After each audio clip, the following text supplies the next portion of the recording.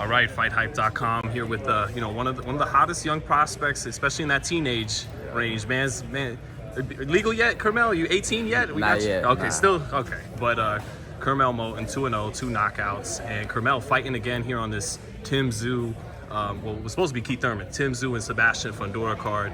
And it's crazy, man, because you fight on Charlo versus Canelo, then you fight on Benavidez Andre, now you're fighting on Thurman, or not Thurman, Tim Tszyu's card.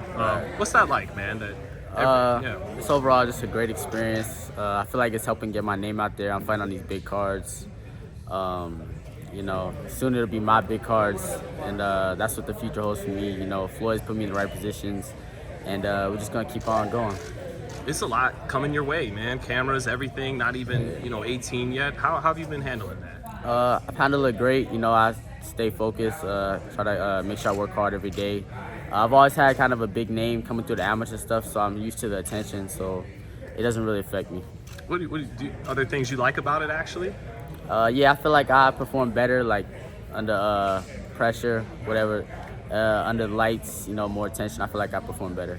Is that you think maybe something, not just in fighters, but like just people that are great at performing or have talent, they like performing in front of crowds, and you feel like that's what you got in you? Yeah, definitely. That's what we do it for, we're entertainers at the end of the day, so we like to have a crowd, I feel like the crowd gets me more, like, I'm not to say hype, but I just do better with the crowd. What about when it comes to like pleasing the crowd? Like I know Floyd, that's one thing he'll always tell young fighters, like don't necessarily worry about them, do what you got to do. But is that something in your heart sometimes, like you want to give them something to cheer about? Or not necessarily. My style alone, I feel like I already pleases the crowds, but at the end of the day, I'm gonna fight smart. I'm not gonna run into nothing dumb or trying to please the crowd or be a brawl or nothing like that. And too, sometimes they say with some fighters, depending on your style, you're actually safer defensive-wise staying close to the guy and staying in his chest. Yeah. How do you feel about that? Sometimes it depends on the fighter that you're fighting. Some fighters are better at long range, some are better on the inside, so it really depends.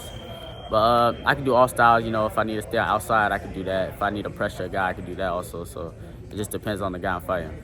Lately, what have you been having the most fun working on in your style lately? I don't wanna tell y'all that. Okay. Y'all see in the fight though. Do you one thing I noticed, like a lot of American talent is really great at, and they love to do, is the pulls and the pull counters. And I see you do that a lot, like early in your career. Do you talk about that?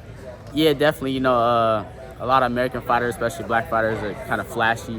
They like to do like quick counters like that. So I definitely have that in my arsenal, and I can pull it out at times. Do you gotta have a certain level of like athleticism to execute those kind of pull counters, or is it more? Yes, somewhat, and along with a good amount of timing. It can be pulled off by anybody with the right amount of timing. Now I heard you're doing some real great sparring later today. Richardson Hitchens, is that right? Yes, sir. Man, what do you get out of that? He's a big, long fighter. Long arms. Yeah, that's great experience. All work is good work. Supposed to be getting 10 rounds in with him, and not stylistically, but like height, size-wise, he's similar to the opponent that I'm about to fight. So that's gonna be great work for me.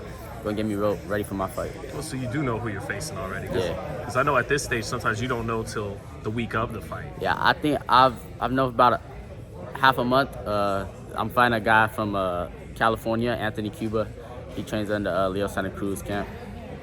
Now, just like taking a step outside of yourself, watching your fights, is there anything right now that you're like, man, that's what I want to get better at, or that you wanted to clean up right away, or so far, 10 out of 10, like you like everything you see?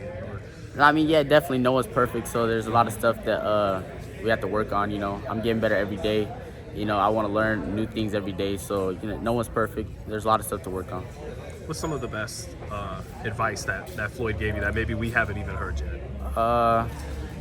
He just always told me to believe in myself. Never let nobody hold me down. Just always, no matter what's stacked against me, I could always come out of it as long as I believe in myself and put in the work.